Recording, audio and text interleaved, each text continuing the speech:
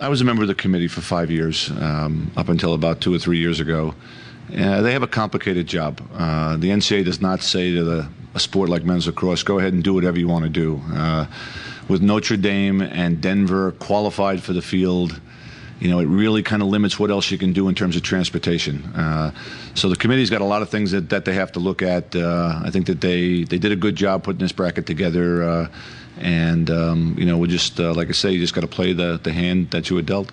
I think you can look at the field, without pretending to complain about it, and just say that I think it would be clear that Notre Dame is not the 16th team in the field, in the championship field. But it is what it is. We have the road the road's been laid out now, and we know what we have ahead of us. And I think we're all glad finally to have a little focus on our preparation, and it's time to get to work.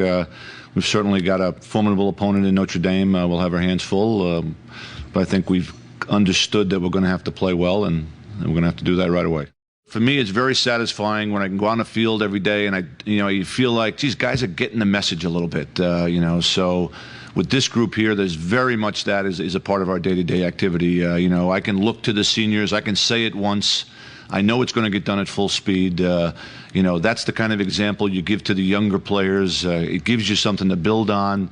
It tells you in the best way that people are hearing what you're saying and that they care about what they're doing. And that's, at the end, that's why we do this. I look back at the regular season here, for a coach, for somebody who's sort of considering the full body of the work. We've had a great regular season. We started in the middle of January. We're now in the early part of May. We finished that part of it undefeated, ACC champions. I think there's something to be proud of there. But for the public and even for the participants, what you take away from a men's lacrosse season is generally what happens next in the month of May.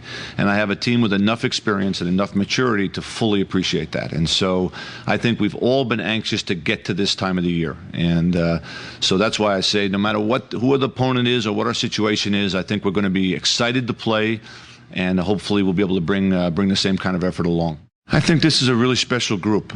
We have been practicing well since the beginning of the year. We haven't played as much, high caliber lacrosse recently as we would have liked, as we planned to. A lot of that was out of our hands, obviously. We got a little criticism for the quality of the win over Maryland. Maryland's the number 2 team in the field, for goodness sakes.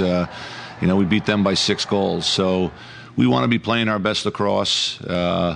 These guys continue to practice well. We met on Sunday, practice. It was raining.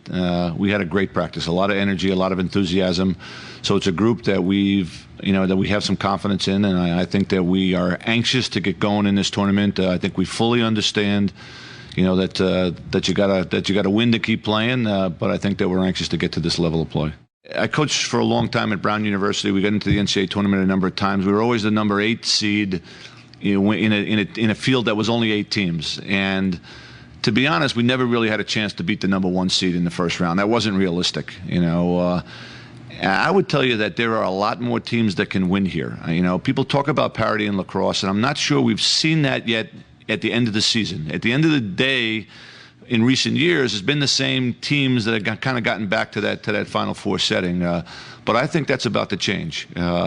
I hope it doesn't change too dramatically this year, but I think that's about to change. I think you've got more teams now that can win this thing right now, and so I think it's a very exciting field, and I think we're going to have some exciting games in the early rounds. If it's left up to Matt, he's playing. We just need to kind of get the swelling down to see where his mobility is and in what kind of protective device he's going to be required, and what effect that has on his mobility. The doctors have clearly said, have not said that they're going to hold him out or won't allow him to play, and so it'll be a question of what he can actually do. And so we'll get back to practice on Tuesday, and that was sort of the target date to try to get him out there a little bit and see what he could handle. I would expect him to play. I don't know to what capacity or to what level or for how long, but I expect him to give it a shot. There's no question in my mind that if the decision is left up to Matt, he's playing.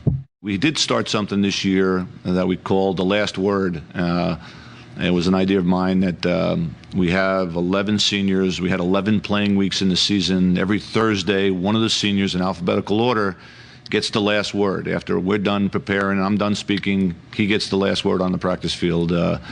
And that has been just a wonderful little sidebar for us, because each of these seniors has gotten up and sort of talked a little bit about his own experience, whether it goes back to the early part of his career or part of this season, what this has meant to him, what he's gone through. I think of Charlie Glazer's talking about being on a bench, buried on a bench for a couple of years and not understanding that at first, and then coming to realize how important that was. To Matt Ward's, coming to grips with learning how to work hard and things like that.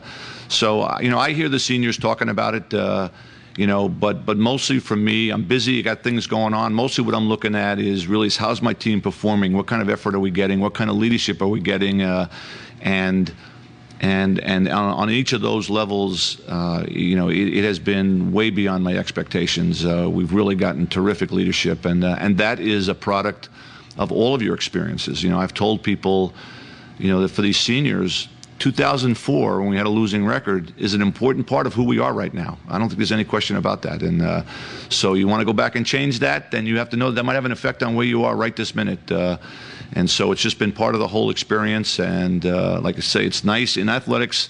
It's just nice to be around a group that seems to get it and seems to be giving the right message to the younger players, which gives you reason to believe that this kind of thing can continue.